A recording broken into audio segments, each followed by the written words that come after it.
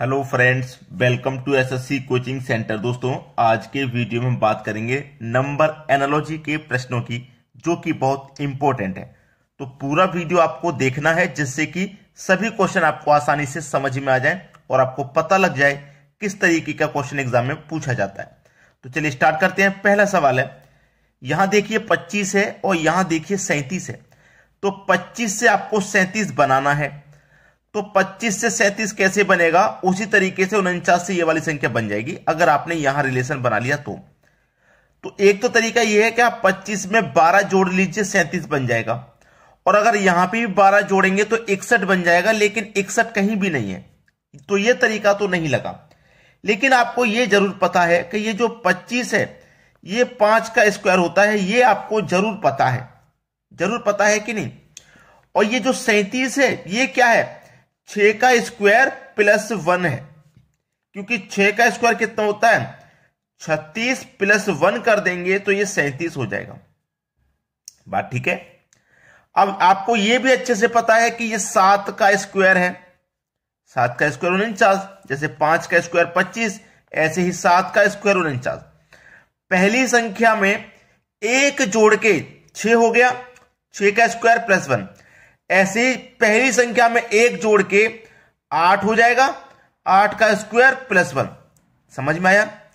5 से हो गया 6, 7 से हो गया 8, स्क्वायर में एक जोड़ा, स्क्वायर में एक जोड़ देंगे। सही। अब 8 का स्क्वायर होता है 64 और उसमें कर देंगे प्लस 1, तो आपका आंसर आ जाएगा 65। यानी कि सी ऑप्शन प्रश्न का बिल्कुल सही जवाब। सभी को अच्छे से समझ में आ गया ये सवाल। अब देखेंगे अगला क्वेश्चन। अगला प्रश्न है, 6 का रिलेशन 72 से है, तो 8 का रिलेशन किस संख्या से होगा? अब मुझे इतना पता है कि 6 से 72 नहीं बन पा रहा, क्योंकि 6 के स्क्वायर में भी नहीं है, और 6 से 72 बड़ी संख्या है बहुत। जैसे हम 10 जोड़ के, 8 जोड़ के, 12 जोड़ के उसके पास तक पहुंचने की कोशिश करें तो नहीं पहुंच पाएंगे, लेकिन मल्टीप्लाई करके पहुंचेंगे। जब बड़ी संख्या रहती है तो आप मल्टीप्लाई करके पहुंच सकते हो, या स्क्वायर या क्यूब करके पहुंच सकते हो। ठीक है, यही तरीका रहता है। अब देखो, यहां पे मैं 12 से मल्टीप्लाई कर दूंगा, 12 छिंग 72 हो जाएगा। अब बिल्कुल सेम प्रोसेस यहां पे भी लगा दूं, यहां पे भी 12 से मल्टीप्लाई कर दूं, 12 अट्ठे 96 हो जाएगा, 96 हो जाएगा। किधर है 96? है ऑप्शन में, ये रहा, सी ऑप्शन में 96 दिया हुआ है। ये आपके सवाल का सही जवाब है। अब देखेंगे अगला क्वेश्चन। अगला सवाल है 12, 35, 16 क्वेश्चन मार्क। ये सवाल बहुत बढ़िया है, बहुत अच्छा है। ये यहां पे आप देखो क्या कर सकते हो। 12 से 35 बनाने के लिए देखो, 12 त्रिका 36, मल्टीप्लाई करके देखो 36 पे पहुंच रहे हैं, -1 करेंगे 35 हो जाएगा। 3 से मल्टीप्लाई किया ना, 12 त्रिका 36, 3 से किया है तो यहां भी 3 से करूंगा, 16 त्रिका 48, -1 47 हो जाएगा। लेकिन 47 ऑप्शन में नहीं है, नहीं है ना, तो यह तरीका तो फेल हो गया। दूसरा तरीका क्या हो सकता है? देखिए, ये जो मेरे पास 12 है, इसके फैक्टर करूं मैं, 6 गुने 2 12 होता है। ठीक है, 6 गुने 2 12 होता है। इससे मुझे क्या करना? 35 बनाना है। तो ये जो मेरे पास पहली संख्या है ना 6, इसका कर दो स्क्वायर और माइनस कर दो 1, तो 6 का स्क्वायर 36 -1 35। अब मुझे सेम फैक्टर जैसे मैंने यहां किए थे वैसे यहां करूंगा। 8 दुने का 16, देखिए सेम फैक्टर है, 2 से मल्टीप्लाई में, 2 से मल्टीप्लाई में। तो यहां जो पहली संख्या है उसका मैं क्या करूंगा? स्क्वायर करूंगा, -1 करूंगा। 8 का स्क्वायर 64, माइनस करूंगा 1, तो हो जाएगा 63। ये रहा डी ऑप्शन में 63 मिल गया मुझको। सभी को क्लियर हो गया ना अपना अपना आंसर? चलिए अब देखते हैं अगला सवाल। अगला प्रश्न है 1, 8, 9 क्वेश्चन मार्क। ये सवाल बहुत बढ़िया है। ठीक है, बहुत बढ़िया सवाल है ये। यहां आपको देखिए किस तरीके से सोचना है प्रश्न के बारे में। इसके 2 आंसर भी निकल के आ सकते हैं, इसलिए जो सही आंसर है वहां तक आप कैसे पहुंचेंगे। अब ये आपका 1 है ना, आपका 1 क्या होता है? 1 का स्क्वायर करेंगे 1 होता है। 8 है, 2 का इस 2 की पावर 3 करेंगे तो आपको 8 मिलेगा। समझ में आया ना? 1 का स्क्वायर 2 की पावर 3। अब यहां पे देखो पहले स्क्वायर में है तो यहां पे भी स्क्वायर में लूंगा, मैंने कि 3 का स्क्वायर ले लूंगा, 9 हो गया। अब देखो 1 2 3 4, यहां 4 ले लूंगा। पहली संख्या देखो यहां भी स्क्वायर में, पहली संख्या यहां भी स्क्वायर में, दूसरी संख्या क्यूब में, तो यहां दूसरी संख्या क्यूब में ले लूंगा। तो 4 की पावर 3 का मान कितना हो जाएगा भैया 64। अब 64 है ऑप्शन में, ये रहा ऑप्शन में 64, आंसर मिल गया। ठीक है, अब इसका एक दूसरा तरीका भी है, इसका एक दूसरा तरीका भी है और आंसर भी दूसरा ही आएगा। देखिए 1 की पावर 2 करेंगे 1, लेकिन अगर 1 की पावर 3 करेंगे तब भी 1 रहेगा। ठीक है, और ये देखो 2 की पावर 3 किया था हमने, 8 है, यानी कि दोनों ही जगह हमने पावर 3 किया है। अब यहां पे देखो 3 की पावर 2 करेंगे तो 9 हो जाएगा। अब यहां देखो दोनों जगह पावर 3 किया ना, तो यहां पे दोनों जगह पावर, देखो यहां दोनों जगह पावर 3 किया, यहां दोनों जगह पावर 2 करेंगे, सेम करेंगे ना, तो 4 की पावर 2 का मान 16। 1 2 3 4, दोनों जगह पावर 3, दोनों जगह पावर 2, तो 4 की पावर 2 का मान 16, 16 भी ऑप्शन में है। ठीक है, 16 भी ऑप्शन में।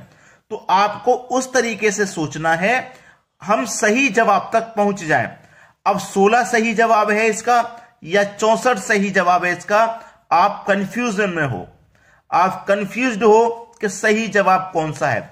मैक्सिमम बच्चे इस आंसर के साथ जाएंगे जिससे कि 64 आया है, लेकिन एग्जामिनर ने इसका जो सही आंसर दिया है वो 16 है, 64 बिल्कुल नहीं है। एग्जामिनर की बात बता रहा हूं, एग्जामिनर ने इसका जो सही आंसर किया है वो 16 है, 64 नहीं है।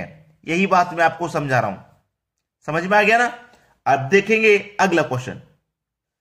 अगला सवाल है 24 का रिलेशन 60 से है तो 120 का रिलेशन किस संख्या से होगा।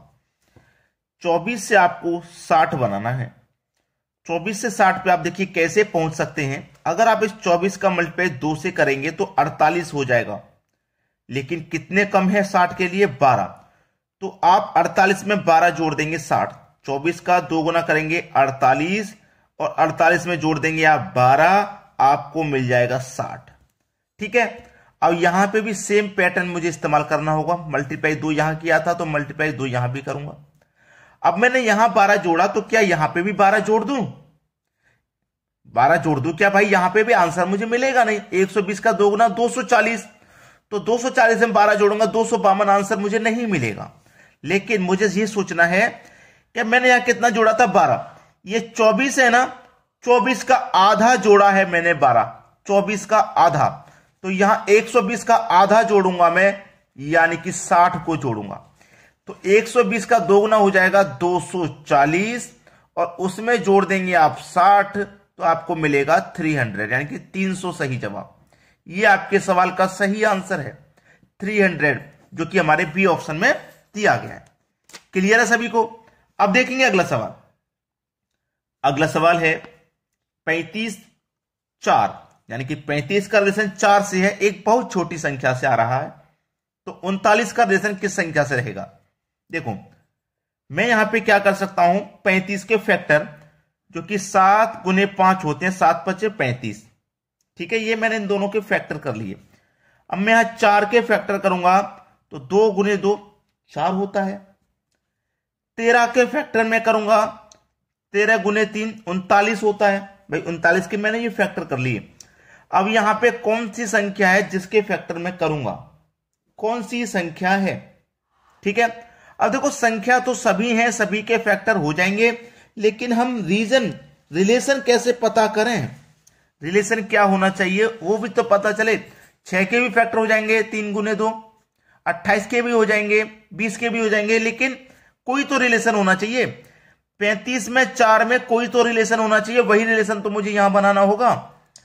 35 के फैक्टर किए 7 गुने 5। अब 7 और 5 में कितने का अंतर है, 2 का। 7 और 5 में कितने का अंतर है भैया, 2 का। तो यहां देखो कितने का फैक्टर आया, 2 का। ऐसे ही 13 में और 3 में कितने का अंतर है भैया, 10 का। तो यहां जो फैक्टर बनेगा वो 10 का बनेगा, यहां जो फैक्टर बनेगा वो 10 का बनेगा। क्लियर है ना। अब 10 गुने 2 कितना हो जाएगा, 20 हो जाएगा। तो इसका मतलब यहां पे आपका 20 आ जाएगा, जो कि हमारे सी ऑप्शन में है। क्लियर है सभी को। किसी को कोई दिक्कत नहीं रहनी चाहिए यहां पे। अब देखते हैं अगला प्रश्न। अगला प्रश्न है 6, 21, 3 क्वेश्चन मार्क। बहुत अच्छा सवाल है, अच्छा सवाल है, इसीलिए मैं आपको यह क्वेश्चन होमवर्क के लिए देता हूं भाई। आप मुझे इसका आंसर कमेंट में दीजिए, इसका जवाब, ठीक है। और जिन बच्चों ने वीडियो को अभी तक लाइक नहीं किया, लाइक का बटन दबा दें और शेयर कर दें उन सभी दोस्तों तक जो आपके दोस्त तैयारी कर रहे हैं एग्जाम की, ठीक है दोस्तों। और जो नए बच्चे हैं वो चैनल को सब्सक्राइब करके बेल आइकन का बटन दबा दें, जिससे कि हमारे जितने भी वीडियोस हम बना के अपलोड करते हैं उनका नोटिफिकेशन आपको पहुंच जाए और आप आसानी से वीडियो को देख पाए। ठीक है दोस्तों, धन्यवाद।